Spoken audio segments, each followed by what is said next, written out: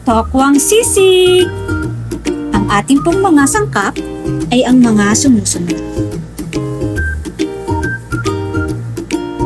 Tokwa, chop na bawang, chop na sibuyas, siling panigang, siling labuyo, mayonnaise, mantika at magic sarap, pamintang durog, at liquid seasoning.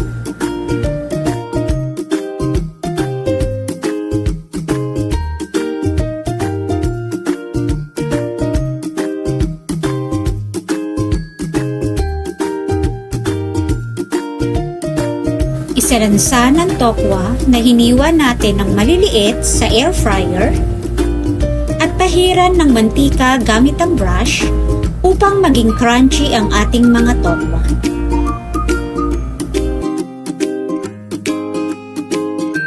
Lutuin ito sa temperatura na 200 degrees Celsius sa loob ng 15 minuto. I-check po natin from time to time at alugin upang masiguro natin na pantay ang pagkakaluto.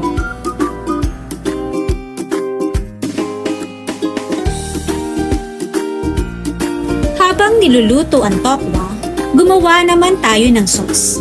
Since wala akong available na kalamansi, suka na lang ang aking ginamit. Lagyan ng toyo at liquid seasoning bago haluin. Pasensya na po at tansyameter lang ang aking gamit.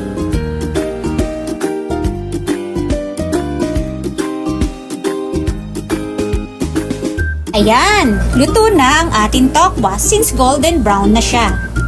Perfect! Malutong siya at mas healthier since air fryer ang ating ginamit.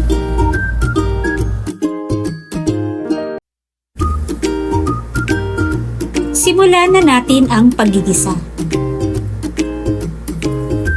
Maglagay ng mantika sa mainit na kalan.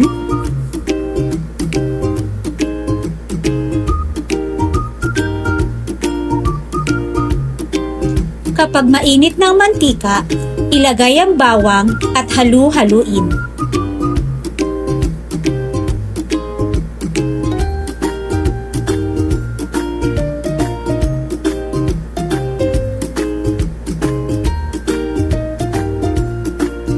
Isunod na igisa ang sibuyas. Kalahati lamang po ang atin nilagay. Iset aside ang natira at gagamitin pa natin yan mamaya.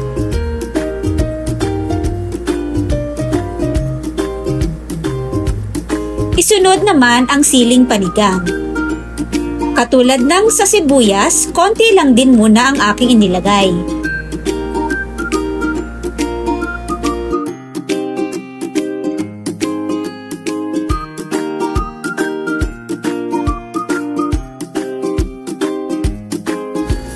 Dahil sa nakalimutan kong pindutin ng video recording button, makikita nyo na nailagay ko na ang in-air fry natin na tokwa.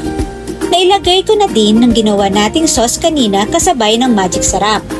So ayan, nilagyan ko na ng paminta. At habang naghahalo, alam nyo ba na bukod sa masarap ay maraming benepisyo ang pagkain ng tokwa?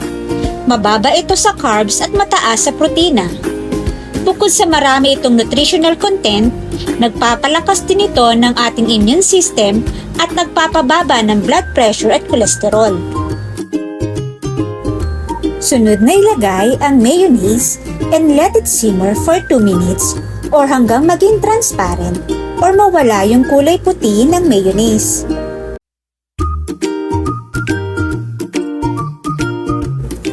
Ilagay na natin ang siling panigang at labuyo. Kasunod ang itinabi nating sibuyas. Sa mga panahong ito ay pinatay ko na din ang ating kalan.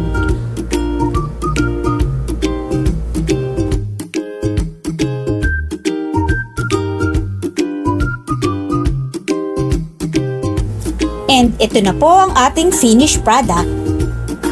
Pwedeng pang pulutan at syempre pwedeng pang ulam.